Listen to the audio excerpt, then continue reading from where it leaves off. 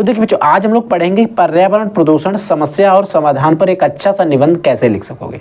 मैं आपको पूरा निबंध अच्छे से लिखकर बताऊंगा आप कैसे लिखना है, ताकि आपको बोर्ड एग्जाम में जो निबंध के पूरे नंबर हैं वो आपको पूरे में पूरे नंबर मिल सके। यानी कि अगर मैं बात करूं तो अगर 1 नंबर का निबंध है तो पूरा 1 नंबर मिले, अगर 10 नंबर का निबंध है तो 10 नंबर का मिले, अगर वो निबंध 9 नंबर का है तो आपको पूरे पूरे 9 नंबर मिले। इसके लिए आपको क्या करना, थोड़ा तो आपको हैंड राइटिंग पर ध्यान देना रहेगा और कुछ आपको अपने इंपॉर्टेंट हेडिंग्स के बारे में ध्यान देना रहेगा। आपके जो भी क्वेश्चन आता है, जिस नंबर पे आपका पेपर में आता है, आप ऊपर डालिए प्रश्नोत्तर संख्या, फिर उसके नीचे आपको हेडिंग लगानी है। मान लीजिए आप लिख रहे हैं पर्यावरण प्रदूषण समस्या और समाधान पर निबंध, आपको इस तरीके से एक हेडिंग लगानी, इस तरीके से आपको इसके नीचे अंडरलाइन करके एक तरह से सजा देना है, ताकि लगे कि हाँ किसी टॉपिक को हाईलाइट किया गया। उसमें आपको लिखने से पहले फिर आपको क्या करना है, एक हेडिंग लगाना है जिसका नाम है रूपरेखा।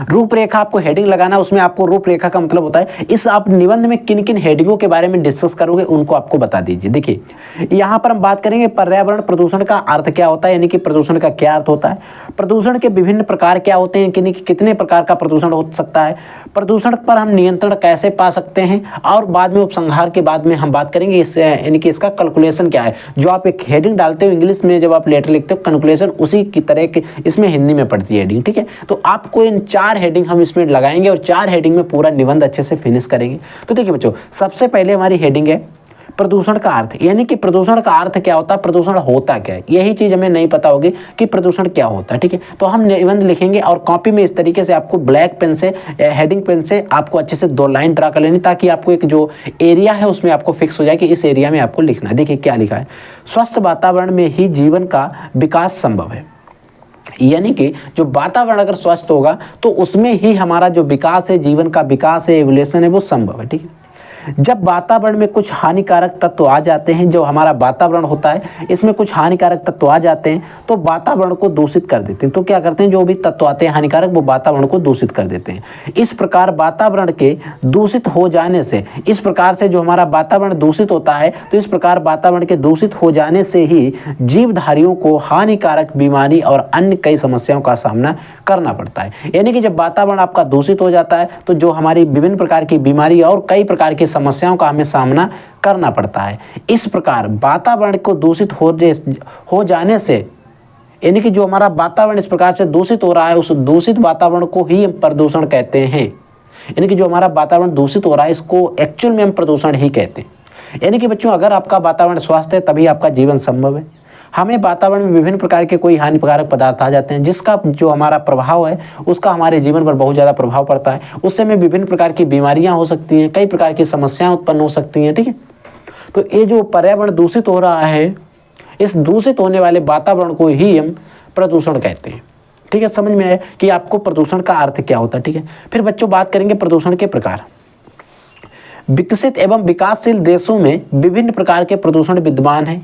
इनमें से कुछ इस प्रकार है, यानी कि देखिए जो विकसित हैं या फिर विकासशील देश हैं उनमें क्या है कि विभिन्न प्रकार के जो प्रदूषण है, विभिन्न प्रकार के जो पोल्यूशन है वो विद्यमान है, यानी कि वहाँ पर मौजूद हैं। उनमें से कुछ इस प्रकार हैं, देखिए कौन कौन से हैं।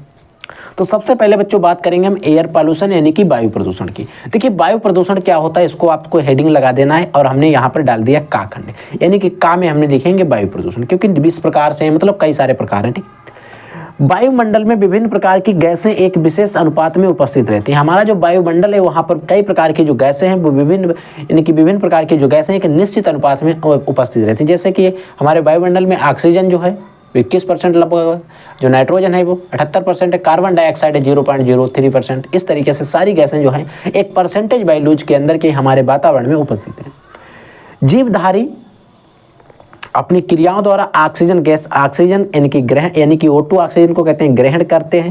यानी कि जो जीवधारी हैं वो अपनी क्रियाओं के द्वारा ऑक्सीजन को ग्रहण करते हैं और कार्बन डाइऑक्साइड छोड़ते हैं, यानी कि CO2 को छोड़ते हैं, ठीक है। लेकिन हरे पौधे प्रकाश की उपस्थिति में, लेकिन जो हमारे हरे पादप होते हैं, हरे पौधे होते हैं, वो प्रकाश की उपस्थिति में कार्बन डाइऑक्साइड से क्रिया करके, जो कार्बन डाइऑक्साइड होता है उससे क्रिया करके ऑक्सीजन गैस मुक्त करते हैं, यानी कि ऑक्सीजन को मुक्त करते हैं। ये चीज़ हमें पता है, ठीक है, जो हमारे पादप होते हैं, जिसके कारण वातावरण में ऑक्सीजन और कार्बन डाइऑक्साइड का संतुलन बना रहता है। यानी कि जितनी हम खर्च करते हैं उतनी वो उधर से रिलीज करते हैं, जितनी हम निकालते हैं उतनी वो खर्च कर देते हैं, ठीक है। यानी कि हम लोग जो है ऑक्सीजन को ग्रहण करते हैं, CO2 को छोड़ते हैं, यानी कि कार्बन डाइऑक्साइड को छोड़ते हैं। जो हमारे पादप होते हैं वो अपनी क्रियाओं को करने के लिए CO2 को ग्रहण करते हैं, ऑक्सीजन को रिलीज करते हैं, ठीक है, यानी ऑक्सीजन को छोड़ते हैं, जिससे क्या होता है वातावरण में ऑक्सीजन और कार्बन डाइऑक्साइड और CO2 का जो है एक संतुलन बना रहता है, यानी कि CO2 और जो ऑक्सीजन है उसका एक संतुलन बना रहता है, जिससे एक संतुलन ना बिगड़े, ठीक है, संतुलन बना रहता है। किंतु मानव अपनी अज्ञानता और आवश्यकताओं के नाम पर, देखिए जो मानव हमारा है वो अज्ञान समझिए या फिर वो अपनी आवश्यकताओं के नाम पर इस संतुलन को बिगाड़ता रहता है। इनकी जो हमारा ह्यूमन बींग्स है वो अपनी आवश्यकताओं के लिए या फिर वो अज्ञान है, अज्ञानता के कारण या फिर आवश्यकताओं के कारण इस जो आपका अनुपात बना है, एक संतुलन बना है, इस संतुलन को बिगाड़ता रहता है। इसे ही जो हमारा संतुलन बिगड़ रहा है, इस बिगड़ने वाले संतुलन को ही हम वायु प्रदूषण कहते हैं, ठीक है। तो वायु प्रदूषण आप इस प्रकार से लिखोगे। फिर हमने लिखा है वाटर पोल्यूशन, यानी कि एयर पोल्यूशन, सॉरी बच्चों, जल प्रदूषण। जो जल प्रदूषण क्या होता है इसको भी आपको ध्यान से समझना है। सभी जीवधारियों के लिए जल बहुत महत्वपूर्ण है, आवश्यक है, ठीक है।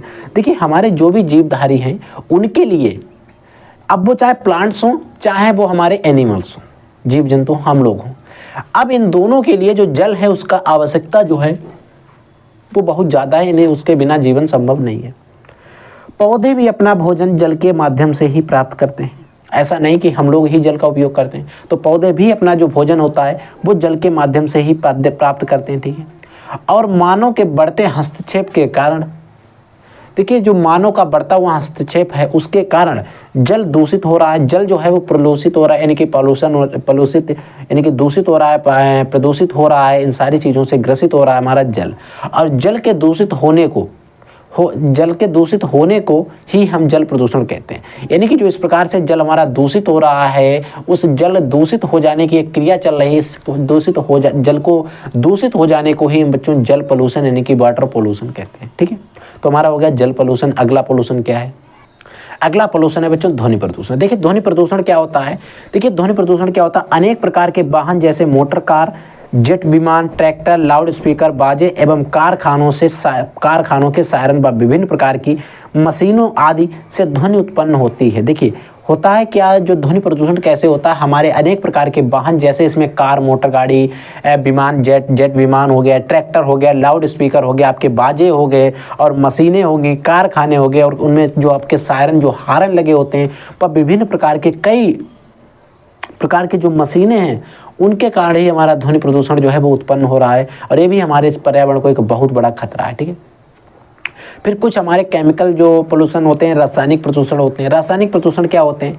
प्रायः कृषक अधिकतर पैदावार के लिए, जो हमारे कृषक हैं वो अधिकतर पैदावार के लिए कीटनाशक, शाकनाशक और रोगनाशक दवाइयों तथा रसायनों का प्रयोग करते हैं। जो हमारे कृषक हैं, जो किसान भाई हैं, जो हमारी खेती करते हैं, वो अधिक पैदावार के लिए कीटनाशक, खेत में शाकनाशक हो गया, रोगनाशक आदि दवाई या फिर रसायनों का प्रयोग करते हैं, जिससे इसके कारण हमारे स्वास्थ्य खराब होता रहता है। हमारा जो स्वास्थ्य है वो खराब हो रहा है, खराब होता रहता है। यही रासायनिक प्रदूषण का कारण है। जो रासायनिक प्रदूषण का कारण है वो यही है, हमारा स्वास्थ्य कमज़ोर हो रहा है। आजकल आप देख रहे हैं कितनी कमजोरी है, ठीक है। अब बच्चों सबसे लास्ट में आता है कि प्रदूषण पर हम नियंत्रण कैसे पा सकते हैं, यानी कि प्रदूषण पर हम अगर नियंत्रण करना चाहें तो कैसे प्रदूषण पर हम नियंत्रण कर सकते हैं।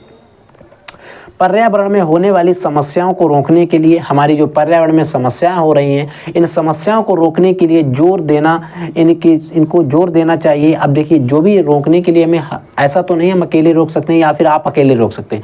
इसमें हमको क्या करना चाहिए, भारत सरकार ने सन 1974 से जल प्रदूषण निवारण और नियंत्रण अधिनियम लागू किया है। देखिए जो भारत सरकार है 1974 ईस्वी से जल प्रदूषण निवारण और इस पर नियंत्रण अधिनियम लागू किया है। हमें कम से कम वनों की कटाई आदि, देखिए हमें जो वन है उनकी कम से कम कटाई करना चाहिए, आदि कार्यों पर नियंत्रण करना होगा, जिससे पर्यावरण प्रदूषण पर नियंत्रण होगा। हमें वन को नहीं काटना चाहिए ताकि हमारा जो एक संतुलन है वो बना रहे। अगर आप वन वगैरह काटोगे, आजकल बहुत ज़्यादा वनों की कटाई हो रही है, आप लोग देख रहे हो, ठीक है। तो इस प्रकार से हमें वनों के काटने से भी हमें बहुत सारा नुकसान हो रहा है। अगर वनों को नहीं काटेंगे, जल को नहीं दूषित करेंगे तो हम कई सारे पर्यावरण जो प्रदूषण है उन पर हम नियंत्रण पा सकते हैं। तो अब लास्ट में एडिगाते उपसंहार यानी कि पर्यावरण प्रदूषण का क्या अर्थ है और उसके पूरे के बारे में, यानी कि पर्यावरण का अर्थ है, जो भी हमने टॉपिक बात की उनका सबका निष्कर्ष क्या निकलता है, उनका कंक्लूजन क्या निकलता है, उसके बारे में देखिए। जैसे जैसे मनुष्य अपनी वैज्ञानिक शक्तियों का विकास करता जा रहा है, देखिए जो हमारा मनुष्य जैसे जैसे अपनी वैज्ञानिक शक्तियाँ जो है उनका विकास करता जा रहा है, उसी प्रकार प्रदूषण की समस्या बढ़ती जा रही है। देखिए जैसे जैसे मनुष्य अपनी वैज्ञानिक शक्तियों का विकास करता जा रहा है, उसी प्रकार प्रदूषण की समस्या भी बढ़ती जा रही है। विकसित देशों द्वारा वातावरण का प्रदूषण सबसे अधिक बढ़ रहा है। देखिए जो हमारे विकसित देश हैं, वहाँ पर विकसित देशों में द्वारा जो वातावरण का प्रदूषण है वो सबसे अधिक बढ़ रहा है। यह एक ऐसी समस्या है जिसे किसी विशिष्ट क्षेत्र या राष्ट्र की सीमाओं में बांध कर नहीं रखा जा सकता है। यानी कि जो ये पॉल्यूशन है एक ऐसी समस्या नहीं है किसी को, अगर हम किसी राष्ट्र या फिर किसी एरिया में या किसी एक देश में हम इसको बांध कर रख सकते हैं। ये हर जगह हो रहा है। यह एक विश्वव्यापी समस्या है। क्या एक विश्वव्यापी समस्या है? इसीलिए सभी राष्ट्रों को संयुक्त प्रयास की, यानी कि सभी को संयुक्त ही प्रयास करना चाहिए, यानी कि आपको जल्द ही इस पर प्रयास करना चाहिए। ठीक है, और जो आप जल्दी इसका संयुक्त प्रयास करेंगे, सभी राष्ट्रों का संयुक्त प्रयास ही समस्या से मुक्ति पाने में सहायक हो सकता है।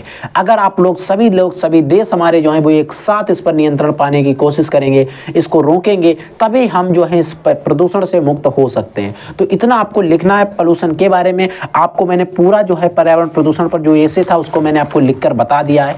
आप इस तरीके से आपको पूरा एसे मैंने आपको अच्छे से बता दिया है। आपको किस तरीके से लिखना है 2 से 3 पेज में आया है, और इस पूरे एसे को आपको अच्छे से कंप्लीट कर लेना है ताकि आपको बोर्ड एग्जाम में कोई भी प्रॉब्लम ना हो। और अगर आपका ऐसे आता है, अगर आप इस तरीके से लिखते हो बच्चों, तो मैं कहता हूं आपको पूरे नंबर मिल जाएंगे। ठीक है बच्चों, तो अगर आपके मन में कोई डाउट है, कोई भी ऐसा टॉपिक है जो आपके समझ में नहीं आ रहा है, तो वीडियो के कमेंट सेक्शन में कमेंट करके हमसे पूछ लीजिएगा, हम उसका सोल्यूशन वीडियो आपको प्रोवाइड करा देंगे। ठीक है बच्चों, तो आप लोग पढ़ते रहिए, आगे बढ़ते रहिए। I will take in next class. तब तक के लिए जय हिंद, वंदे मातरम।